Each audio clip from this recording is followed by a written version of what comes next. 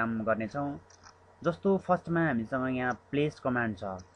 यो place command चाहिँ तपाईँले कतिखेर युज गर्नुपर्ने हुन्छ भन्दाखेरि तपाईसँग कुनै एउटा फोटो अथवा फाइल ओपन रहेको छ र त्यो फाइलभित्र कुनै अर्को फाइलमा सेभ रहेको फोटो फाइलहरूलाई चाहिँ यदि नयाँ लेयरमा ल्याउनु पर्यो भन्नुहुन्छ भने त्यतिखेर यसको युज गर्न सक्नुहुन्छ। र विशेष गरी यो कमान्ड चाहिँ एडोब इलस्ट्रेटर, त्यसै गरी एडोब इनडिजाइन र कोरल ड्रामा प्रयोग गर्न सेभ रहेको फोटोहरूलाई एडोब फोटोसपको एउटा फोटो फाइल अथवा छुट्टै एउटा फाइलमा चाहिँ आवश्यकता अनुसारको फोटोहरूलाई तपाईँले ल्याउनको लागि प्रयोग गर्नुपर्ने हुन्छ। जस्तो यसको लागि सबैभन्दा पहिला चाहिँ एउटा फाइल अथवा फोटो ओपन हुनुपर्ने हुन्छ। जस्तो म ओपन गरिदिन्छु र जस्ट म यहाँ क्लिक गरिदिन्छु एउटा कुनै फोटो। जस्तो मसँग एउटा यो फोटो छ। अब त्यसपछि तपाईँ फाइल मेनुमा क्लिक गर्नुहोस् र यहाँ प्लेस भनेको छ यसमा क्लिक गरिदिनुहोस्। र अब तपाईँले यहाँ कुनै फोटो एउटा ओपन गर्न सक्नुहुन्छ। जस्तो यहाँ गएर म क्लिक गरिदिन्छु, ओपन गर्नुहुन्छ र इन्टर गरिदिनुहोस् त। त्यसपछि मुभ टुलले क्लिक गर्नुहोस् र यसलाई आवश्यकता अनुसार कुनै एक ठाउँमा तपाईँले यसलाई राख्न सक्नुहुन्छ। त्यसै गरी अर्को छ हामीसँग यहाँ इम्पोर्ट कमान्ड। यो इम्पोर्ट कमान्ड तपाईँले कतिखेर युज गर्नुपर्ने हुन्छ भन्दाखेरि स्क्यान मेसिनबाट कुनै पनि फोटो हामी स्क्यान गर्छौँ त्यो फोटोलाई फाइलमा उतार्नका लागि यसलाई प्रयोग गर्नुपर्ने हुन्छ, यो इम्पोर्ट कमान्ड विशेष गरी। र यो स्क्यान गरिएको फोटो चाहिँ आवश्यकता अनुसार हामी यदि डिजाइनिङ गर्नुपर्ने हुन्छ अथवा कतिपय ठाउँमा हामी यसलाई एडिटिङ गरेर चेन्ज गर्ने काम गर्छौँ। स्क्यान गरिसके पछाडि त्यसलाई केही टुल्सहरू युज गरेर त्यसलाई हामी मोडिफाई गर्ने काम गर्छौँ र फिनिसिङ अथवा प्रिन्टिङ सम्बन्धी कामहरू यसलाई हामी गर्छौँ। र त्यतिखेर तपाईँले यो इम्पोर्ट कमान्ड युज गर्न सक्नुहुन्छ।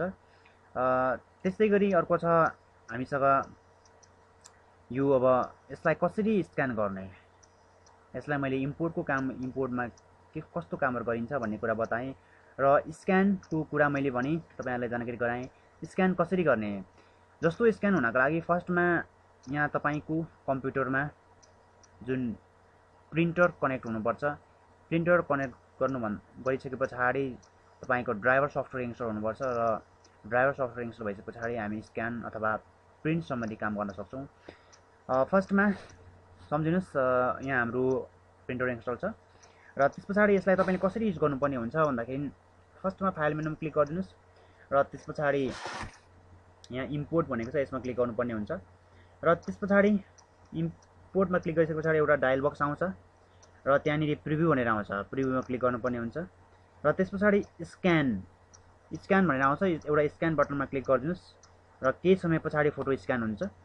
र फोटो स्क्यान भइसके पछाडि एउटा ओपन डायल बक्स हटाउनको लागि क्लोज बटन आउँछ जसमा तपाईँले क्लिक गरिदिनुहोस् र त्यसपछि एउटा फोटो स्क्यान गरेको स्क्रिन देखिन्छ।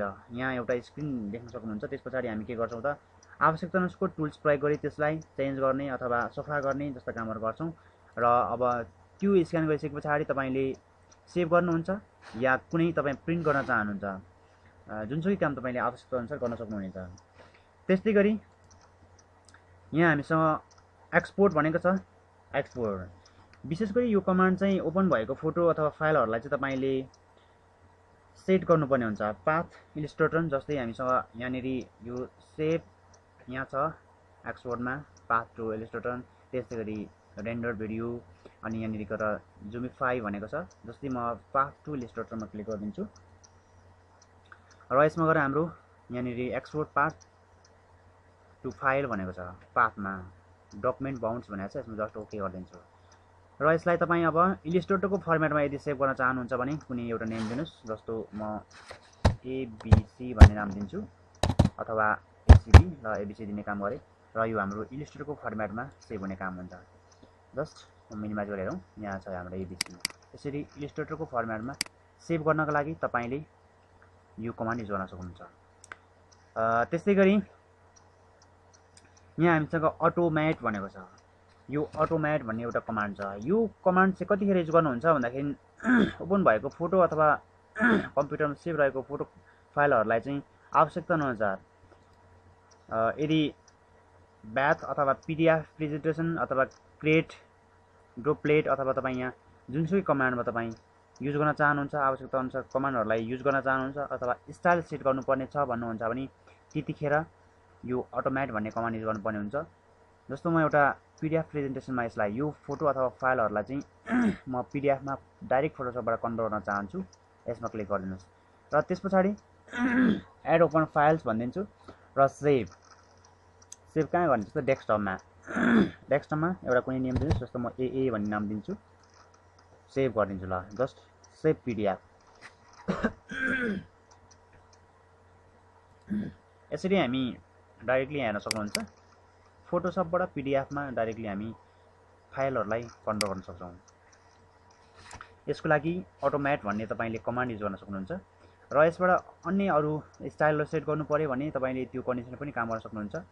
जस्तै यहाँ छ, यहाँ फाइलमा जानुहोस्, अटोमेट मर्ज टु हेयर अथवा यहाँनिर तपाईँ कुन काम गर्न सक्छ, यहाँनिर कन्डिसनल मोड चेन्ज। त्यस्तै गरी अर्को छ यहाँनिर स्क्रिप्ट्स। अब यो कमान्ड तपाईँले कतिखेर युज गर्नुपर्ने हुन्छ भन्दाखेरि कम्प्युटरमा ओपन भएको फोटो अथवा कम्प्युटरमा सेभ गरेको फोटो फाइलहरूलाई चाहिँ आवश्यकता अनुसार इमेज प्रोसेसर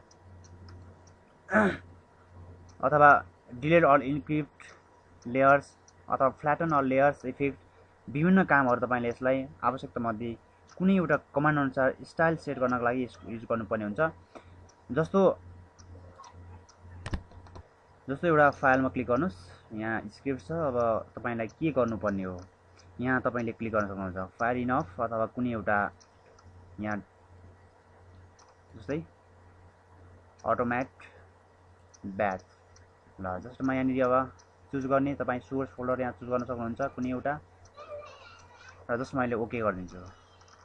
यसरी म यसलाई ओके गरिदिन्छु, कन्टिन्यू, फेरि कन्टिन्यू, जस्ट ओके गरिदिन्छु, फेरि ओके, कन्टिन्यू, कन्टिन्यू। ल कन्टिन्यू, फेरि कन्टिन्यू गरिदिन्छु, यो कन्टिन्यू, फेरि कन्टिन्यू, कन्टिन्यू, कन्टिन्यू। यसले यो मेरो पोर्टेबल भर्सन भएको हुनाले त्यति अलि राम्रो काम गरिरहेको छैन। यसलाई तपाईँले आफैले राम्रोसँग हेर्न सक्नुहुनेछ। र त्यस्तै गरी यहाँ हामीसँग यो फाइल इनफ भनेको छ। जस्तै म एउटा फोटो ल्याउँछु, जस्तो एउटा कुनै एउटा यो फोटो छ मसँग। यो चाहिँ कतिखेर युज गर्नुहुन्छ भन्दाखेरि यो मैले ओपन गरेँ एउटा फोटो, यो फोटोलाई फाइलहरूको बारेमा सम्पूर्ण जानकारीहरूको लागि यदि तपाईँलाई कुनै एउटा स्टाइल अथवा कुनै सेट गर्नु पर्यो भने तपाईँले हेर्नको लागि प्रयोग गर्नुपर्ने हुन्छ यो फाइल इनफ भन्ने, जुन मेरो यहाँ सपोर्ट गरिरहेको छैन।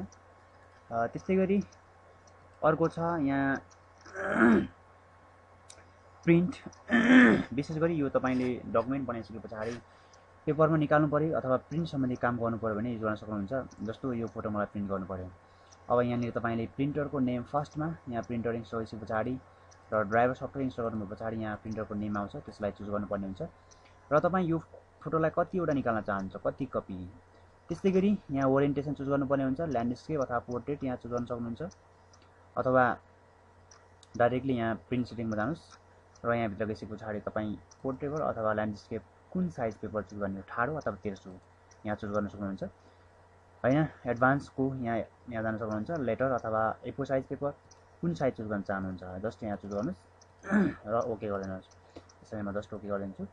र त्यस पछाडि यहाँनिर पोजिसन एन्ड साइज। अब तपाईँ यो फोटोको साइज कहाँ राख्न चाहनुहुन्छ, सेन्टरमा कति यहाँ छोड्ने हो त्यसलाई स्पेस यहाँ भन्न सक्नुहुन्छ, टप लेफ्टमा कति स्पेस छोड्ने। र त्यस पछाडि प्रिन्ट गर्ने हो भने जस्ट प्रिन्ट गरिदिनुहोस्, प्रोसिड गरिदिनुहोस्। अब यो हाम्रो बाहिर पेपरमा निस्किने काम हुन्छ। यसरी हामी प्रिन्ट सम्बन्धी काम गर्छौँ। र त्यस्तै गरी यहाँनिर प्रिन्ट वान कपी भनेको छ। यो प्रिन्ट वान कपी भन्ने कमान्ड चाहिँ विशेष गरी हामी एउटा फोटो अथवा फाइलहरूभित्र फोटोहरूलाई चाहिँ एउटै पेजमा मात्र प्रिन्ट गर्नको लागि अथवा प्रिन्ट आउट गर्नको लागि हामी यसलाई युज गर्छौँ। यो हामीसँग प्रिन्ट वान कपी भन्ने छ, एकचोटिलाई मात्रै हामी एउटा पेजलाई मात्रै प्रिन्ट गर्नको लागि विशेष गरी युज गर्छौँ।